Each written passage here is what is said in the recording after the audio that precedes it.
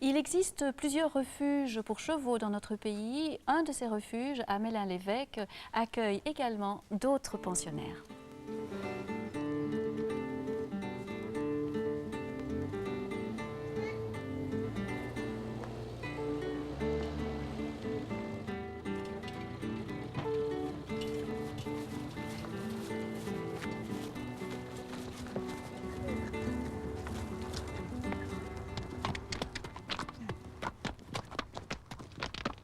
Je vous présente Wagner, qui est un très beau demi-sang belge d'une quinzaine d'années, qui est chez nous depuis le mois de mars et qui a été saisi par voie judiciaire avec un autre cheval pour mauvais traitement.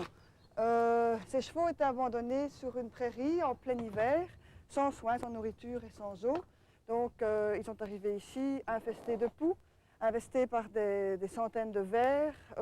Il leur manquait à peu près 200 kilos. Oh gamin, c'est très bien.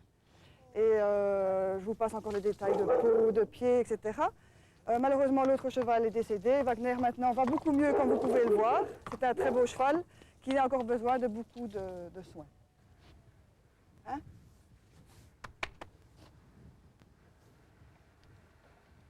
Voilà. Oui, très bien. Ah, d'accord. Voilà, je vous présente Penny, qui est un cheval qui provient de l'Institut Pasteur. Elle a servi pendant 6 ans au prélèvement de son sang.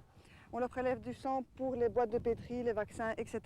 Ils sont 24 heures sur 24 en stalle, enfermés sans jamais voir la lumière du jour et attachés sans jamais savoir ni se coucher, ni reculer, ni avancer. Enfin bref, ils sont dans des conditions tout à fait abominables. Maintenant, Penny est tout à fait adaptée à la vie des chevaux que nous avons ici. En ce qui concerne Pablo et Pauline, on a beaucoup plus de difficultés.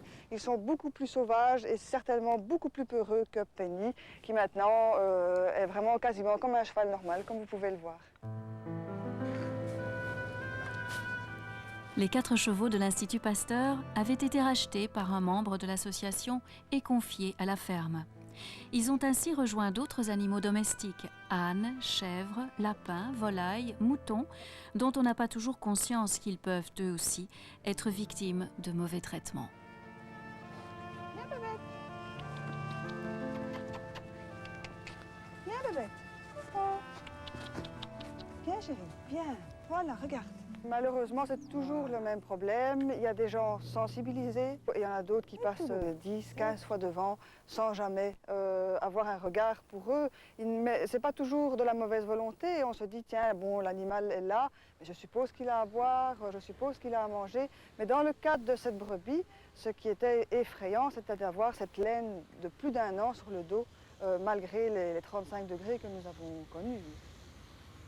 Quand on voit un animal qui est maltraité, qu'est-ce qu'on peut faire? Quand il y a un animal qui est mal soigné, vous pouvez vous adresser à la gendarmerie. La gendarmerie se rend sur place, comme ça a été le cas ici de la petite bébête que vous voyez là. Les personnes qui ont porté plainte doivent se nommer. Et quand la gendarmerie estime qu'il doit y avoir une saisie, ça part alors au parquet et c'est là-bas que tout se décide.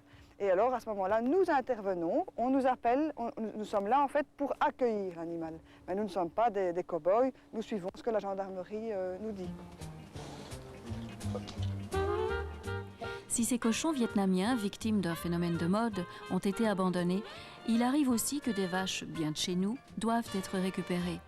Pensionnaires d'un nouveau type à animaux en péril, elles jouent à leur façon un rôle de sensibilisation au sort des animaux de ferme.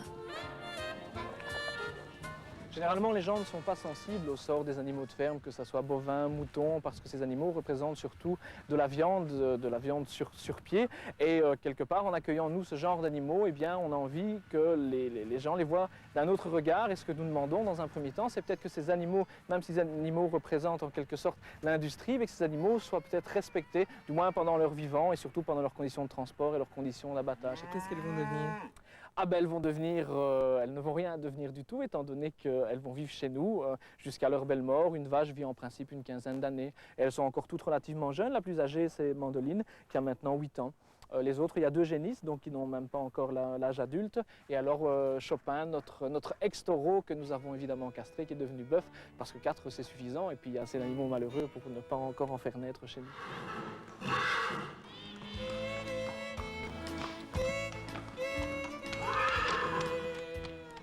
chevaux de trait, de manège ou de laboratoire, tous les pensionnaires ont leur fiche d'identité qui renseigne le visiteur sur l'état, tant psychologique que sanitaire de l'animal.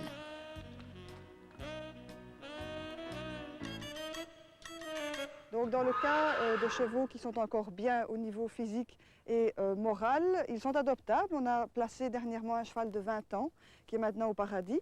Alors nous avons dans le cas, peut-être dans le cas de Penny justement, la possibilité du parrainage. Je vous présente Takero.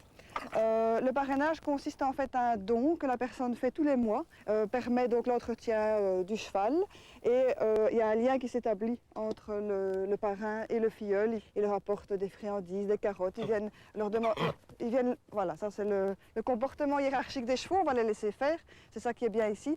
Et ce qui est vraiment très chouette, aïe, je me suis fait mordre. Ce qui est vraiment très chouette ici, justement, c'est cette possibilité de parrainage. Je m'excuse, j'ai perdu le fil de mes idées. Et ben voilà, ça arrive à tout le monde et pas seulement à nous, ici sur le plateau du jardin.